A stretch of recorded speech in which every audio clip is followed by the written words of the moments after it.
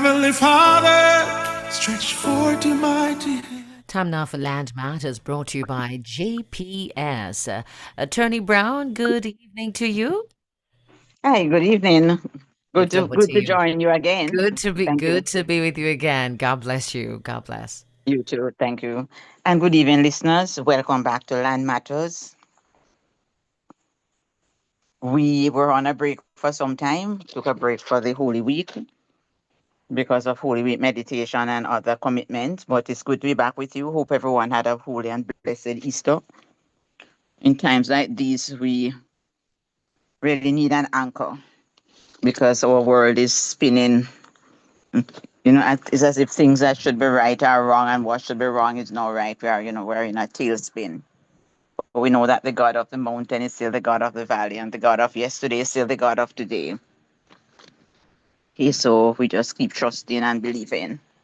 So welcome again, and for those listening online, those listening from the different medium, we welcome you to Land Matters.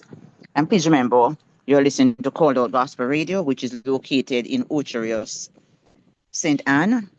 And the aim of this station is to impact the lives of our people positively. And we want to say thanks to GPS for sponsoring this program. And please send your questions. If you have any question, please send a WhatsApp message to 876 868 5109 or 876 535 8186. That's 868 5109 or 535 8186. Or 387-3183. And this evening, I want to look at the implications of not making a will. We're usually focusing on encouraging our listeners to make wills. But what happens if we have not made one? And in recent times, I have been doing some seminars. I did 4 seminars for JT in the last month.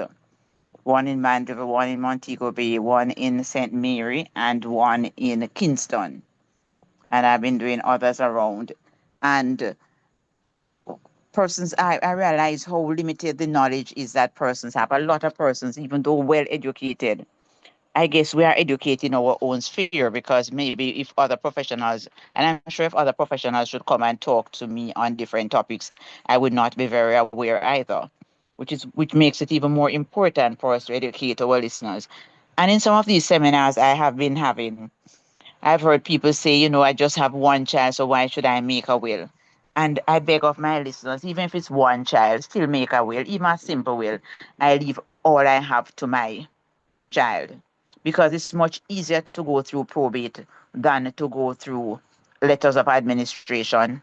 It's a much easier, cleaner process. So even if it's the one child, make the will. And I was reading something the other day where a lady who is 80 odd years old is saying that she's not going to make a will because her uncle made one and died, and her auntie made one and died. So I love to see those who have not made and have not died. Those who are living forever. So I want to see the person who has not made one and is now 200 years old or 200 or 150 or so. And the reality is that a lot of times we blame the will. So we say the person died when they made the will, but because a lot of times many persons are waiting until they are on their deathbed to make them, and then we blame the will for the reason why the persons have died. But many persons wait until death is done on them before they make one. And I'm begging us, please make them. But what happens if you have not made a will? The law says if you have not made a will, then your spouse, and the law defines a spouse. The spouse is your husband or your wife, or your spouse is a single man living with a single woman 5 years immediately before death. So if you're in a common law relationship, you're single, and single means that you're a widow or you're never married or a widow. So if you're a single person living with another single person for 5 years immediately before death, then that person is your spouse. So that is the law in Jamaica. And you'll see it if you look at the Interstate Estates and Property Charges Act. And it's also defined in the Property Rights of Spouses Act. So that's the definition of a spouse. So if you die without a will and you have a spouse, your spouse is to get the personal estate What is the personal estate? The personal estate is the car, the furniture, the clothes, the jewelry, the gun. When I said the computer, those things the spouse must get the personal estate.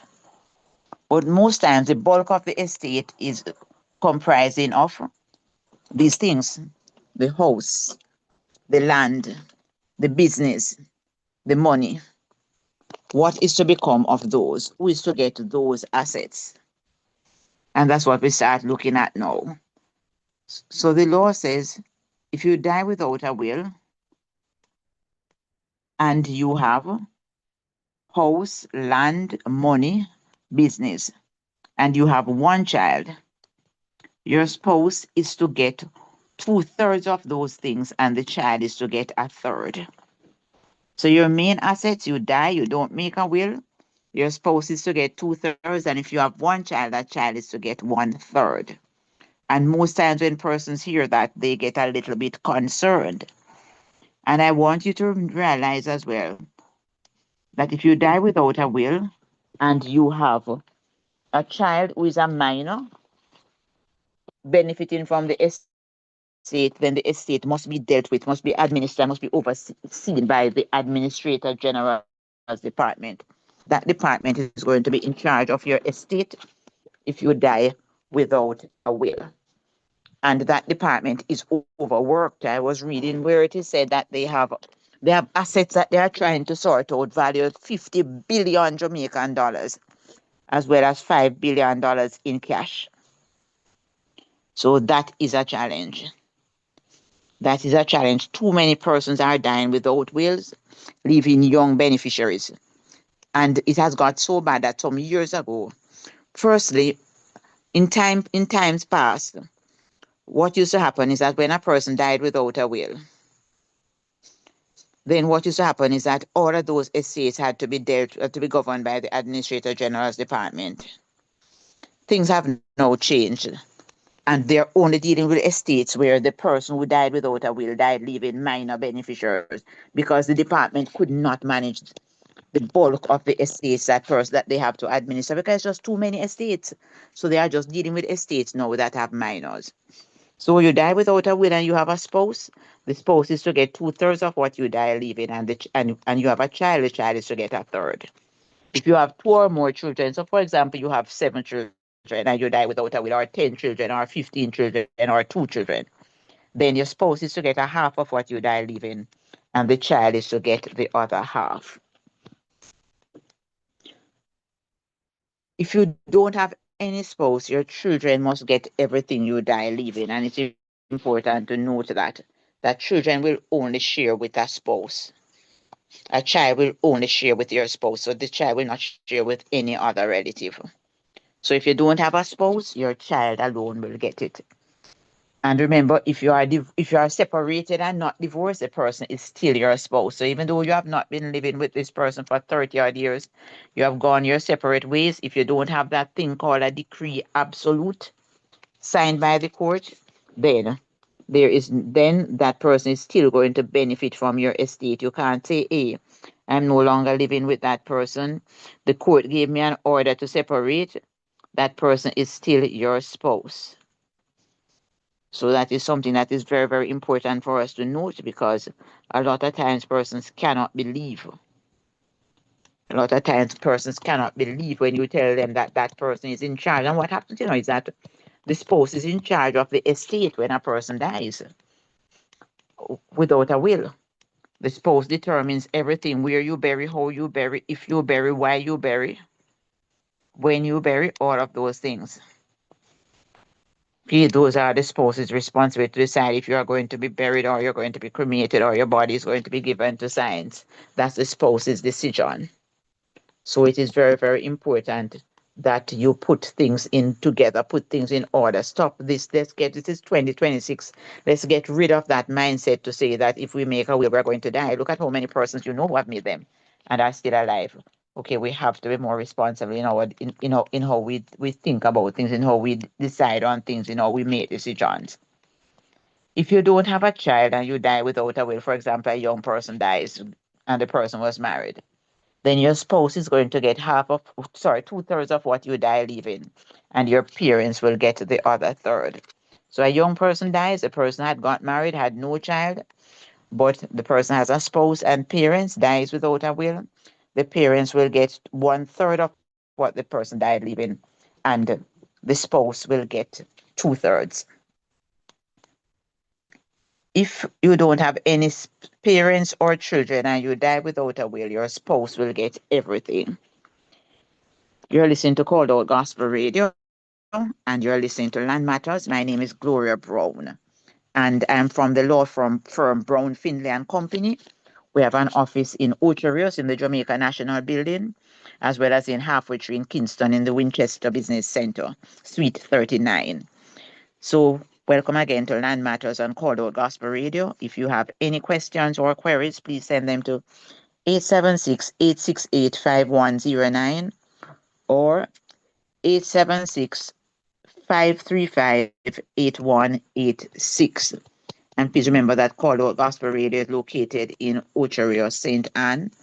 And we crave your support for the station as it grows from strength to strength, as it continues with its mandate to impact the lives of persons positively. And we know that there is need for positive vibes these days. And I take the opportunity to encourage our children to listen to stations like these and not just feast on a diet of just what they might get on social media, etc.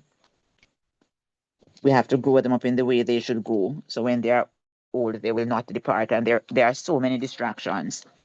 As the songwriter says, I see the sights that dazzle, the tempting sounds I hear. And don't they have a lot of temptation? Many, many more than we had growing up. So let us encourage them to listen to things like this because it's important to have this knowledge. So if you die without a will and you don't have any parents or spouse or children, your parents will get everything. If you don't have parents or children, then your spouse will get everything. So so those are the three most important relationships that we need to take into consideration. I look at others afterwards. But just to remind you, if you die without a will and you have one child and a spouse, the spouse is to get two-thirds of what you die leaving, and the child is to get a third. If you die leaving two or more children, the children must share a half, and the spouse must get the other half. And remember, I said a spouse is your husband or your wife, or a spouse is a single man living with a single woman, 5 years or more before death. Okay, very, very important to note. If you don't have a spouse, your children must get everything you die leaving. And please remember, if a person dies, for example, and they had 5 children and one child has died, then the estate should go to the children, not just to the four who are alive, but the one who has died. The children of the deceased child must get the parents' share. So a lot of times I see people come into the office and say, my parents had 5 children. I am the only one alive. So therefore, can you look about the title for me to get? No. Your nieces and nephews must share in whatever their parents were entitled to. It's not the luck of the one who lives the longest. It's not the luck of the person who was the survivor. Whatever asset is there that the parents die leaving, the children who have died, their share will pass on to their children. So that's something that is very important for us to note. If you die without a will and you don't have any child, remember the spouse will get two-thirds and the parents will get a third. If you die without a will and you don't have any child or parents, your spouse must get everything. If you don't have any spouse or children, your parents must get everything. So those are the three most important categories to remember. But what happens if you die without a will and you don't have child, parents, or spouse? The law says your brothers and sisters of the full blood. That's those are the same mother, same father. They are to get what you died leaving. So the children who are your full brothers and sisters, that's what we'll call them. Okay? The law calls them brothers and sisters of the full blood. So the full one, same mother and same father must get what you have. So if you die without a will and you don't have a child, your parents are dead, you don't have a spouse, your full brothers and sisters must get what you have, nothing for the half ones. So if you don't have any full brothers and sisters then and no spouse, parents or children or child, then your half brothers and sisters must get what you have. So the law has made provision for everybody, really. Just the distribution, the table of distribution is really very, very clear. If you don't have full brothers and sisters, then the half brothers and sisters must get, as I said before. If you have none of those relatives I've mentioned before, then your grandparents must get what you have.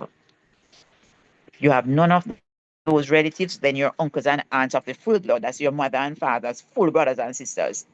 Okay, so your brothers and sisters who are the same mother and same father, and your father's brothers and sisters who are the same mother and same father. So your uncles and aunts of the full blood, your mother and father, full brothers and sisters must get what you have. If you don't have any of those, then the half uncles and aunts must get what you have. So if you don't have spouse, children, parents, brothers and sisters, grandparents, uncles and aunts, then the government must get what you have. And we hear persons saying all the time, I don't want government to get what I have. You realize that for the government to claim what you have, there must be no spouse, children, parents, brothers and sisters, grandparents, uncles and aunts. Okay, none of those must be in must be in place, must be alive and around before the government could put in a claim. And most time the government does not even know about these estates. Is some of the distant relatives might claim it or squatters sometimes. But note that this is what happens when you don't make a will. Because you are free to make a will and don't leave. In Jamaica, we have what we call freedom of testamentary disposition. So you are free to make your will and leave your assets to whoever you want to leave them to. You don't have to leave anything for anybody in particular. So you don't have to make provision for even for your children. You can leave it for your church, for your the alumni, your school, for any distant relative, for one child alone. Okay, so we have freedom of testamentary disposition. As I said, in Jamaica, you are free to leave your assets to whoever you want. But note that there's a law called the Inheritance Act, and under that law, a person can go to court and say, my mother died and she left nothing for me. And the court can even change, let's put it this way, the court can change your will after you have died. The court can change the bequest and decide that this person should get something, that person should get something. But the court won't just get up and change your will like that and just say, hey, I'm going to leave something for this person or that person. No. The court will look to see what you died leaving, what the person had for themselves, and why you left nothing for them. So that is something that the court will look at before they just decide that, hey, we're going to change your will. So for example, I've seen a situation where a person made a will years before they died, and then after making that will, they went and had another child, and then did not change the will, and then the person died. That child now, that was a minor, could petition the court through a guardian for the court to change the will to make provision for that child, or the person died leaving a disabled child, or a spouse who was dependent on them and made no provision for that spouse, even though they were supporting the spouse in their lifetime. The court can make provision. The court can decide that they are going to vary whatever was made, whatever decision was made, whatever provision was made. The court can decide that they are going to vary that and make provision for the person who is petitioning the court asking for provision to be made for them. But when you look at who is to benefit from your estate, from what I've said, and look at the table of distribution, it suits us to make a will so we are a little bit more certain. Because the law you might say, hey, I only have children, so I don't have a spouse, so my children will get. But sometimes you might want one child to benefit from this and from that.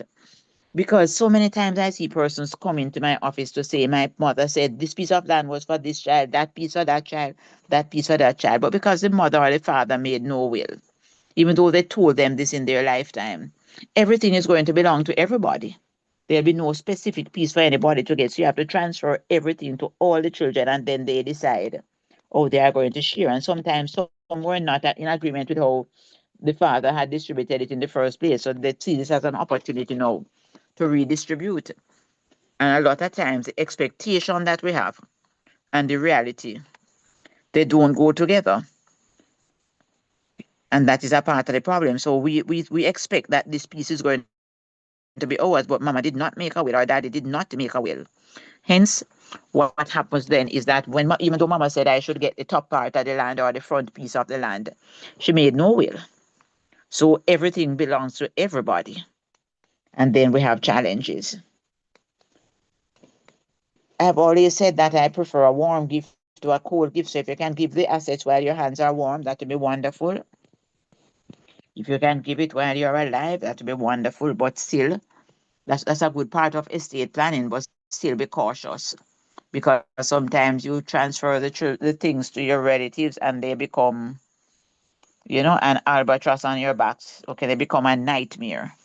They now have power because you put your child on that title. That child can decide to just move in because that child is now landowner, can move their spouse in and the spouse's children and everybody. So that can become a problem. So be very, very careful in your estate planning. I've said to my listeners, when in doubt, when you're not so sure what to do, make a will. When you're not too convinced of how to deal with matters, make a will. Because you can always change your will. You can change your will every day. You can change your will as often as you change your clothes. If you die and we find 10 copies, 20 copies, we use the one with the last date. So it's always important to date your wills. But that is very, very, very important. It is important to make sure that you have one. Don't rely on the law to make one for you. Because sometimes you think you don't have, I've seen it especially with men, well, only with men really, where, for example, the father don't make any will because the children going to benefit. And then at the funeral, you see two more sons turn up that not even daddy knew about. And that can become a nightmare.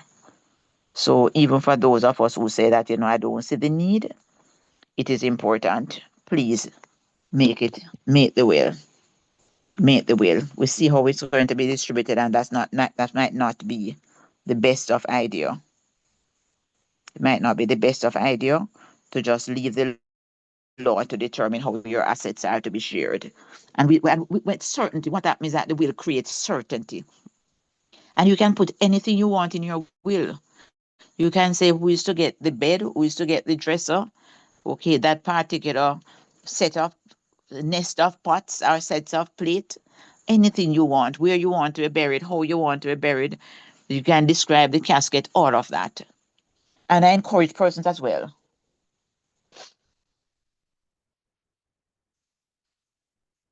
I encourage persons as well to please, when you a lot of times you take out insurance or you're at a job where you have a pension scheme and you are to name beneficiaries, be very cautious in how you name beneficiaries. Even if when you name them, be careful because someone asked me the other day to when I'm talking on programs like these to ensure that I remind persons that you need to know who you name as your beneficiary because the person was telling me about a situation they saw where a person named a girlfriend as the beneficiary in an insurance policy when they took out the policy 30, 40 years ago, did not revisit the policy. The person got married to someone else, they have children, etc. Person died, wife and children come to claim, but the policy beneficiary is a relationship that the person had years ago. That's the beneficiary in the policy. So we need to know who are we naming on our pension fund because a lot of time when you take out insurance, the agents are telling you name a beneficiary. Sometimes, especially when you are young and you still have not determined what is to happen, you can put estate as your beneficiary, just estate, and then you can determine who is to get what. Because the good thing when you put something like estate is that you can share the money. So the policy has a face value of 3 million. You can say 500,000 for my mother, 600,000 for my father, 1 million for my brother because he's still in school. You can share it up like that. 1 million to cover my funeral. 200,000 for my church, 100,000 for my school. You have that kind of privilege when you put estate. But it also suits you as well to have a policy, okay, that can cover that can cover your funeral expense, because funeral is an expensive venture.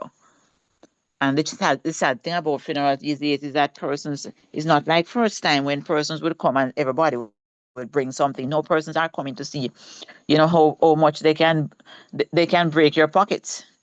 So you hear that there must be a candlelight. I don't know where that one has come from, but that one has crept into Jamaica quietly in the dark. There must be a candlelight. Then there's going to be a night.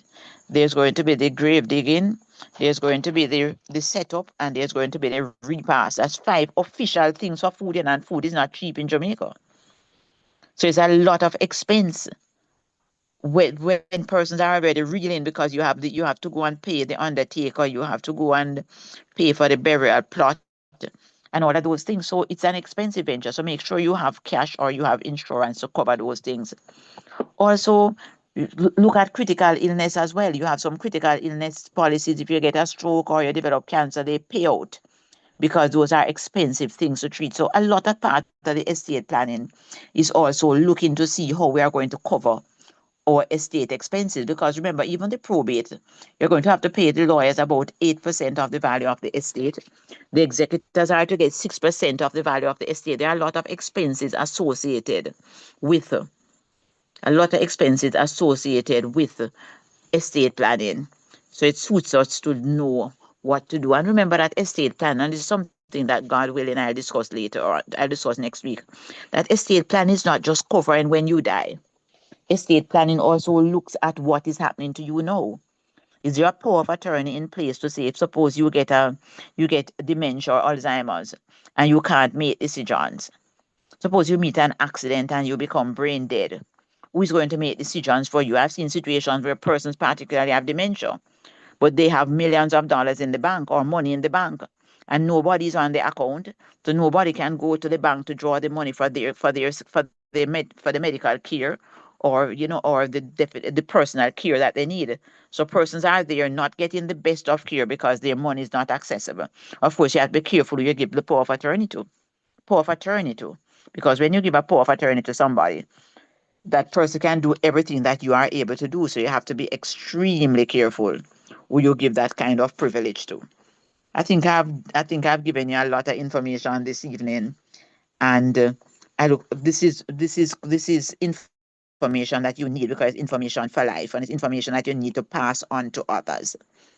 What happens if you die without a will? That's what I looked at this evening. And next week I want to look a little bit more, God willing, at some other things related to your estate planning. But remember that my name is Gloria Brown, and you have been listening to Called Out Gospel Radio. And Called Out Gospel Radio is located in Ocho Rios, St. Anne. And the aim of this program is to impact the lives of persons positively. And we really, really thank you so much for listening to this station. And please continue to support the station, not just when Land Matters is on, but throughout throughout the period, the entire life of the station, really, throughout the life in the day life of the station. And right now, I encourage you, okay, the station continues even after this. I encourage you to try to join them on the YouTube, okay, the radio stream, okay, through the app in the Google Play Store, whatever way you can get on to Call Out Gospel Radio, please subscribe. So my name is Gloria Brown from the firm Brown Findlay and Company. If you want to contact me, you may call me at 876-387-3183. Thank you so much, and I look forward to sharing again with you, God willing, next week on Land Matters. And I want to say thanks so much to JPS for sponsoring this program. Have a good evening, everyone.